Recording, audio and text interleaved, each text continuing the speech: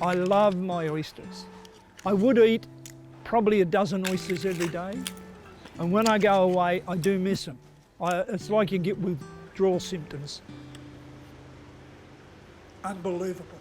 I'm Jim Weil from Jim Weil's Oysters, Australian and world champion oyster opener. When I was a young fella at the age of 8 years of age, I used to go around to a friend's place whose father had an oyster processing business. He said, look, come in here, I'll show you how to open oysters. You open for a half hour, he opens for a half hour, you get an extra half hour play. That's how I got into the oyster industry. I became the fastest oyster opener in the world, opening 30 oysters in 2 minutes, 31 seconds. I actually held that record for 10 years before a Frenchman beat me by point something of a second. You know. We'll go right down the end, Sal, the start of it down there. Our daughter Sally's been running it for the last couple of years. She has a lot of new ideas. Facebook, she's put us on Facebook. It's fantastic. I've never heard of Facebook, only when I look in the mirror, there's me face.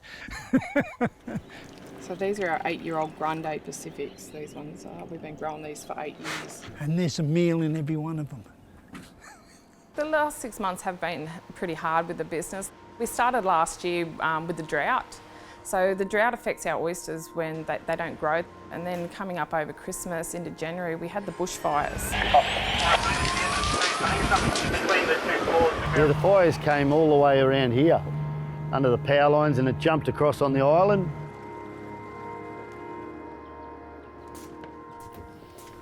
And this is it. We had all our hoses rolled out of all of our sheds, waiting for the fire to come over on the back there. Thank God, the wind changed.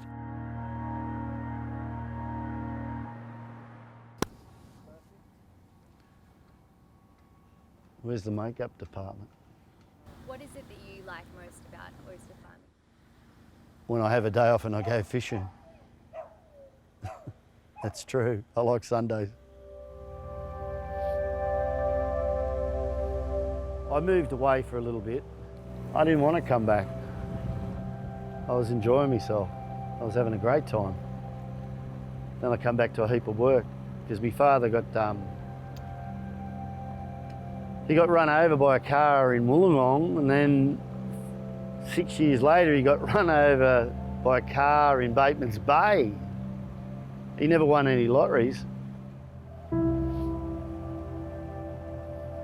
We had the fire, so we had no one in town because no one wants to come to a place that's burning. Because after the fire, we had a flood. Like, come on. The big fella upstairs is not really looking after us much.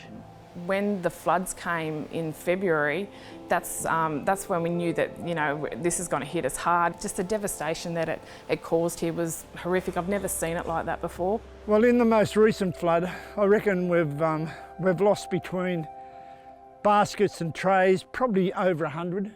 They just float straight out to sea. We don't see them again. 100 baskets in dollars could turn into in the thousands. You're losing. It costs a lot of money to restart again and buy new stuff in. And then we had COVID. Well, I grow the oyster for the restaurants. Well, there's no restaurants open, so there's no sales. Well, your income's down about 80%. I think a lot of other fellas might be even further, and your bank balance goes down quick. I cut a bit of firewood just to keep things ticking over, sort of thing.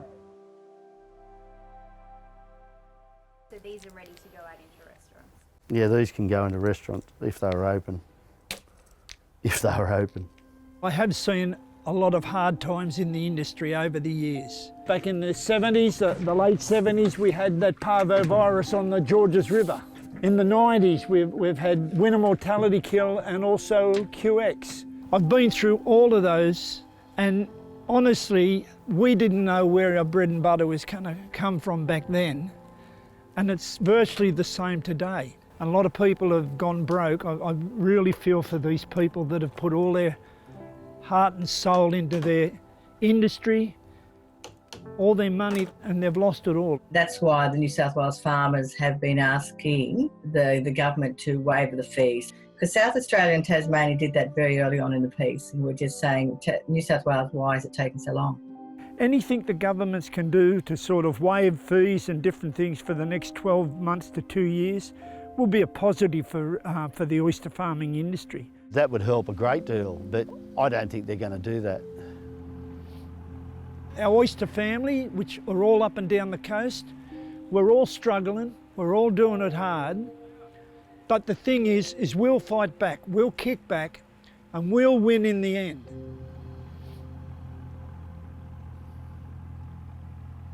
Hey, if you enjoyed that, make sure you subscribe to The Feed's YouTube channel. And you can watch these videos here.